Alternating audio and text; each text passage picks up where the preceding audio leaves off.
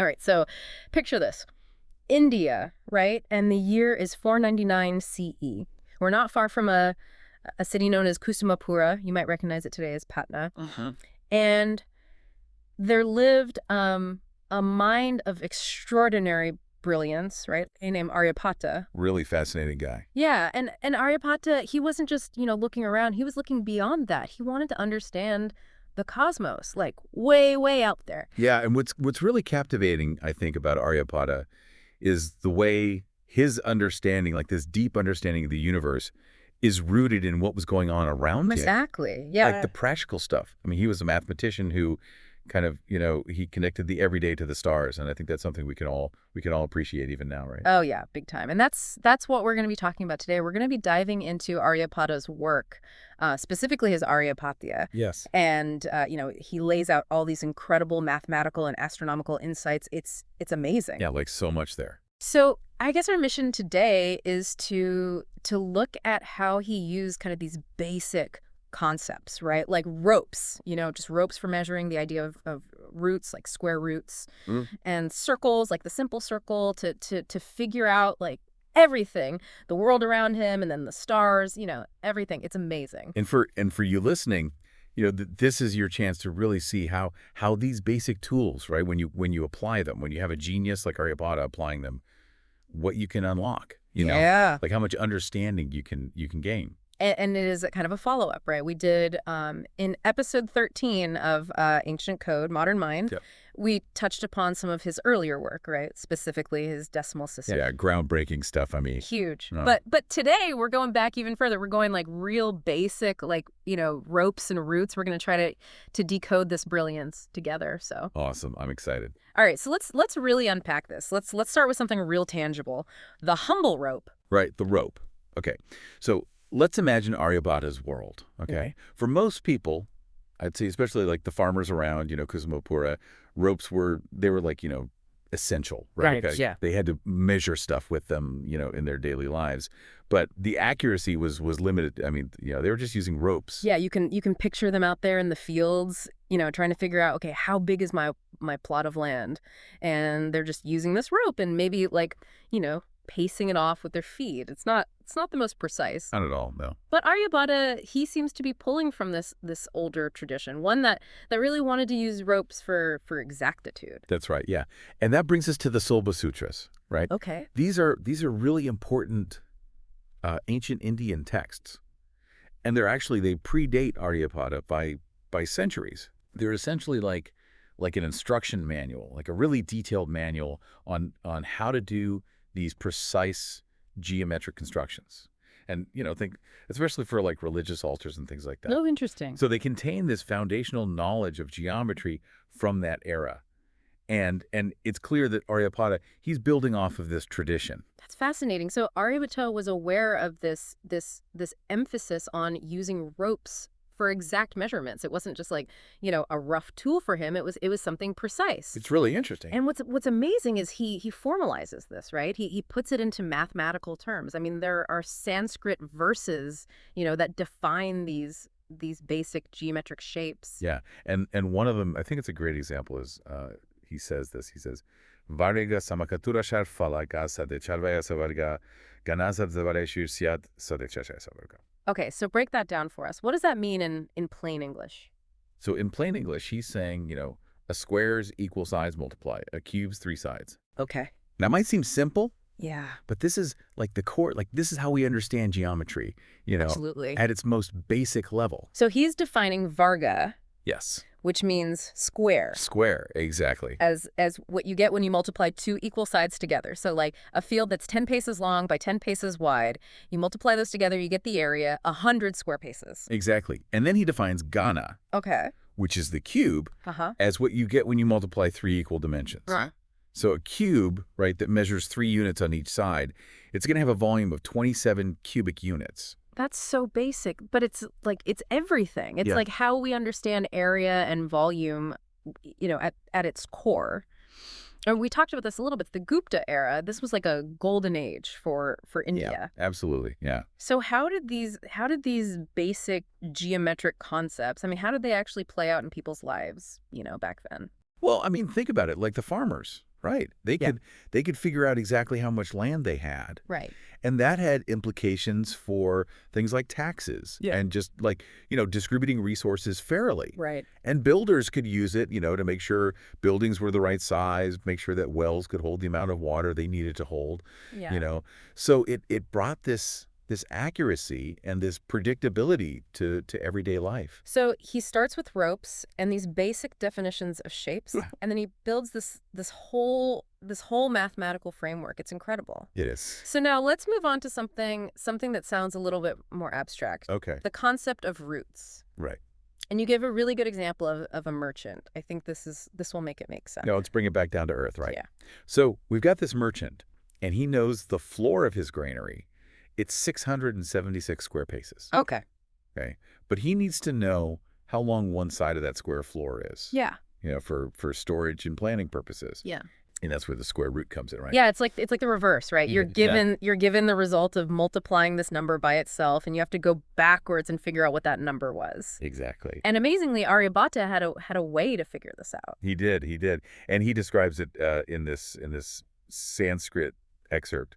And he says, Bagaherd avagat nitya di guelo vargamulina, which is basically, like step-by-step instructions on how to get the square root. What's amazing is he's not just giving you an answer, he's giving you a method. Right? Like an algorithm, right? An early form of that. Yeah, so let's try to walk through this method. Let's use that granary example, right? 676 square paces. Can we break it down how he would have done this? We can do that. Okay. So Aryabhata's method, it's iterative, right? So you start by grouping the digits of the number. Mm. So in this case, 676. We're going to group them from right to left. So we've got 676 and then 76. We look at the leftmost group, that's 6 set, and we say, okay, what's the largest perfect square that's less than or equal to 6? Okay. And that's 4.2 squared, right? Right. So we subtract 4 from 6. Okay. That leaves us with 2. And then we bring down the next group of digits, 76, and now we've got 276. Now we take that 2 that we found earlier and we double it to get 4. Okay. And now the next step is we have to find a digit, right, that we could put next to that 4 to make a 2-digit number, and then multiply that whole 2-digit number by that same digit and get as close as we can to 276 without going over. Okay. So in this case, that digit is 6. Okay. Because 46 multiplied by 6 is exactly 276. Oh, wow. And we have no remainder, so we're done. The square root of 676 is 26. Okay, so that's 26 paces for our merchant. That's pretty slick. It is. It's a pretty ingenious approach for, back then. Yeah. And you mentioned the Sanskrit word he uses for square root. Yeah, Vargamalena. It's amazing how precise their mathematical language was even back then. But he didn't just stop at squares, did he? I mean, what about like a cube? Exactly. Like if you know the volume of a cube, how do you find, one of the sides? Right. So let's say we've got a storehouse. Okay, it's the perfect cube. We know the volume is 375 cubic units, but we need to know how long one side of that cube is. So what we need is the cube root of 375. Okay, and he had a method for this too. Oh yeah, he had a method for everything. That's incredible. He describes it in another Sanskrit verse, and he says, Aganad bhajit vityat triguna ganasya mulafarjina. Which is, again, he's giving you an algorithm for finding a cube root. So how would we apply this to our storehouse, right? 375 cubic units. How do we find the cube root? Okay, so just like with the square root method, we group the digits. Okay. But this time in groups of 3. So we have 330 and 375. And just like before, we look at the leftmost group, which is 3 for us. Mm-hmm. And we say, what's the largest perfect cube that's less than or equal to 3? Mm-hmm. And in this case, it's 1 because 1 cubed is 1. Right, okay. So we subtract 1 from 3. That leaves us with 2. Bring down the 375. Now we have 2375. So now we take that 1 that we found earlier, and the next part involves, some calculation. It's a little more involved than the square root. Okay. But basically, we're using 3 times the square of our initial estimate. So 3 times 1 squared, which is 3. Okay. And then we need to find, like, the next digit of our cube root, right, to make sure that we get as close as we can to 2375 without going over it. Yeah. And through a process, it's iterative, it's a little more complicated. We would end up with 15 as the cube root of 3375. So each side of the storehouse is 15. That's pretty amazing that they had these methods back then, and as you mentioned, they're quite sophisticated. And I think you even said that modern computational analysis has shown that these methods are pretty advanced. Yeah, it's amazing because when you look at these root-finding algorithms, and you think about modern mathematics and computer science, they're very similar to what we call recursive algorithms, Hmm. which means that he was like way ahead of his time in terms of his mathematical insight. So he was basically coming up with like early versions of computer programs. Yeah, it's really quite incredible. That's wild. It puts into perspective, not just how smart he was, but also the size of the numbers he was working with. Oh, yeah. I mean, think about the cosmic cycles he was dealing with, millions of years. Right. These massive numbers. Yeah, like that 4,320,000 year Yeah, cycle. exactly. Yeah. And to even work with those numbers and do the calculations you need to do for astronomy, you have to have these methods for getting square roots and cube roots. This wasn't just like, playing around with math. This was essential for his astronomical work. Right. So it's not just about these small measurements like granaries and fields. He's applying this stuff to the cosmos. So we've seen how he used ropes to define shapes. We've seen how he came up with these amazing methods for finding roots. So let's shift gears a little bit. Let's talk about how these geometric ideas were used in like real life in a more practical way, or even, a sacred way. Yeah, and I think that brings us back to those Silva Sutras that we talked about earlier, Yeah. and the importance of Vedic rituals. Yeah. Because the precise measurement and the construction of these different altar shapes, that was essential for these rituals. Right. And Aryabhata's geometry, it provided the tools they needed to get that precision. And he even gives us a formula, right, for the area of a triangle, which, I mean, that's got to be like a basic building block when you're building these more complex shapes. Absolutely, yeah. And he says it in this verse. Tripujasya falashirid samadalakubu charhasavarga. All right. Well, what does that mean for the regular person? So what he's saying is the area of a triangle is half the product of its base and its altitude. So base times height divided by 2. Okay, simple. Tripujasya just means triangle, by the way. Okay. So if you're building an altar, let's say, and the base is 10 and the height is 6. Yeah. You just multiply 10 by 6, get 60 divided by 2, 30. 30 square units. Oh, yeah. Yeah, it's really straightforward. It's beautiful in its simplicity. But then he takes this thinking to solid shapes, right? Three-dimensional shapes. It's not just, flat triangles. Exactly. And there's this verse where he talks about a solid shape, and he says, Tatamavargartha Sagana Ashiriti. And this one's interesting because scholars have kind of debated what exact shape he's talking about here. Oh, so it's not as straightforward as the triangle, as the area of a triangle. Yeah, not entirely, no. But most scholars think, and it makes sense based on what we know from later mathematicians, especially Bhaskara, who kind of comments on this, they think he's talking about a prism. Okay.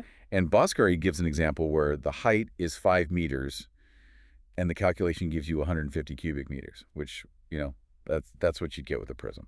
Okay, so even if we don't know the exact shape, the main point here is that he's using these basic geometric principles to understand three-dimensional shapes. Absolutely. And this was probably crucial for building these altars accurately. Yeah, and it shows you how important precision was, in these rituals and practices. Like, it wasn't just about the rough shape, it was about getting it exactly right. Yeah. Okay, so we've seen how his understanding of geometry was rooted in these real world things, fields, granaries, altars.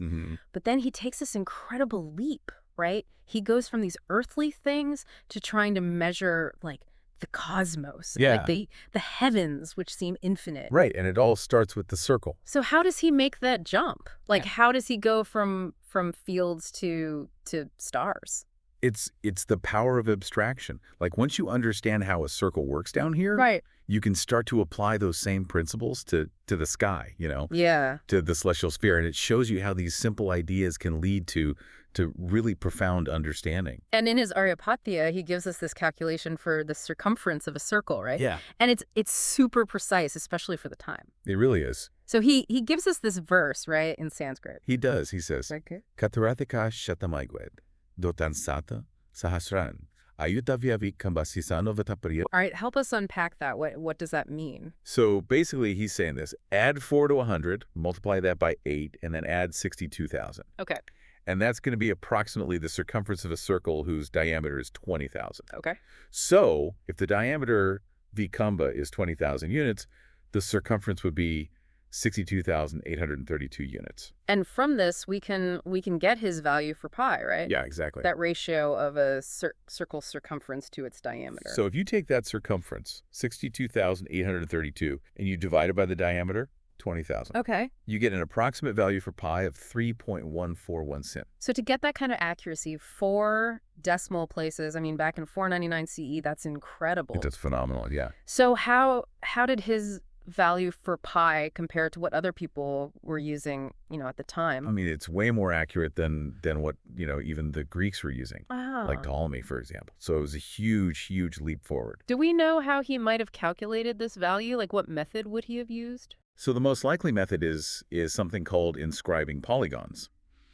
Basically, you draw a polygon inside a circle. Okay. And as you add more and more signs to that polygon, the perimeter of the polygon gets closer and closer to the circumference of the circle. That's pretty clever. It is. And it's a technique that was later, developed further by the Kerala school in India.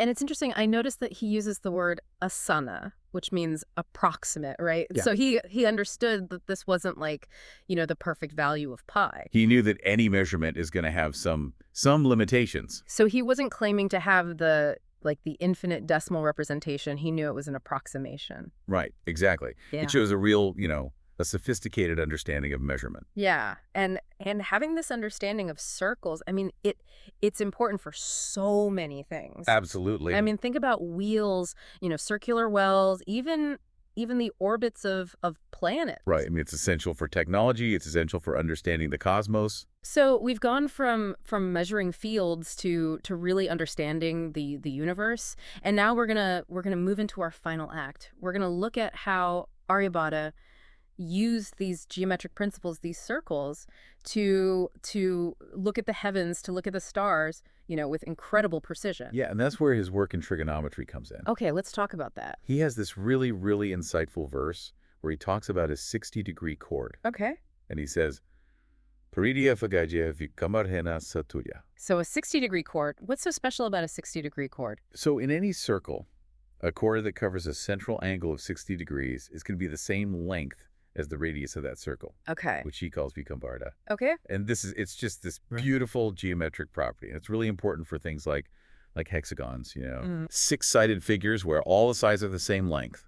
And that length is the same as the radius of the circle that goes around it. And this would have been important for design, for architecture, for building temples. So again, he's taking these basic geometric shapes and he's applying them to the real world. Exactly. And then he introduces these terms, arlaja and shura. Right. What are those? So artaja basically means half chord.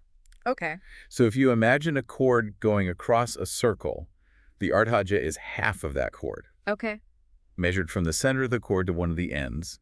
And shura means arrow, and it's the height of a circular segment. Okay. It's like if you imagine the chord cutting off a piece of the circle, the shara is the distance from the middle of the chord to the edge of that cutoff piece. Okay, so he's basically giving us the vocabulary here to understand these parts of a circle. Yeah, exactly. Yeah. And he has these verses that connect these concepts mathematically. Okay. So he says, "Vitta shurasa vargos hajavara, do hajavarga sakalo," which is, it's a little complicated, but he's describing how the square of the arrow, the yara, and the square of the half chord, the artaja, are related to the arc of the circle. Okay. And then he gives us a way to calculate the length of the arrow. Okay. He says, "Viyakam hardavargan, mulayavad viyakam hardam."